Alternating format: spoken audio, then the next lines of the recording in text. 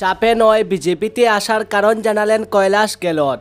বিজেপিতে যোগ দিয়ে কৈলাস গেহলট বলেন, এটা আমার জন্য সহজ ধাপ ছিল না। অন্না হাজারের সময় থেকে আম আদমি পার্টির সঙ্গে ছিলাম আমি। বিধায়ক এবং মন্ত্রী হিসাবে দিল্লির জন্য কাজ করেছি। এরপরই তিনি বলেন, অনেক ভাবতে পারেন তৎক্ষণাৎ সিদ্ধান্তে বিজেপিতে যোগ দিয়েছি কিংবা চাপে পড়ে।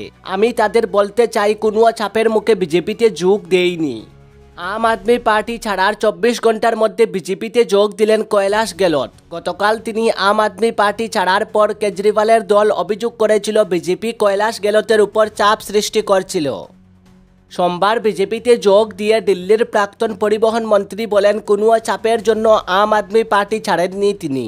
আম আদমি পার্টি সুপ্রিমো অরবিন্দ কেজরিওয়ালের ঘনিষ্ঠ নেতাদের একজন কৈলাস। তিনি গতকাল আম আদমি পার্টি ছাড়েন। পদত্যাগপত্রে লেখেন, মানুষের সেবা করার চেয়ে রাজনৈতিক উচ্চাকাঙ্ক্ষা বড় হয়ে দেখা দিয়েছে আম আদমি পার্টির নেতাদের মধ্যে। যমুনা নদী পরিষ্কার সহ আম আদমি পার্টি যেসব প্রতিশ্রুতি দিয়েছিল তার বেশিরভাগ পূরণ হয়নি বলে তিনি অভিযোগ করেন। এদিন কেন্দ্রীয় মন্ত্রী ML কট্টর ও হর্ষ মালুত্রার উপস্থিতিতে বিজেপিতে যোগ দিয়ে কৈলাস গেহলট বলেন, এটা আমার জন্য সহজ ধাপ ছিল না। অন্না হাজারের সময় থেকে আম আদমি পার্টির সঙ্গে ছিলাম আমি। বিধায়ক এবং মন্ত্রী হিসাবে দিল্লির জন্য কাজ করেছি। এরপরই তিনি বলেন, অনেক ভাবতে পারেন তৎক্ষণাৎ সিদ্ধান্তে বিজেপিতে যোগ দিয়েছি কিংবা চাপে পড়ে। আমি তাদের বলতে চাই, কোনো চাপের মুখে বিজেপিতে যোগ দেইনি। অনেক বলেছেন CBI কিংবা ইডির চাপে আমি এই সিদ্ধান্ত নিয়েছি।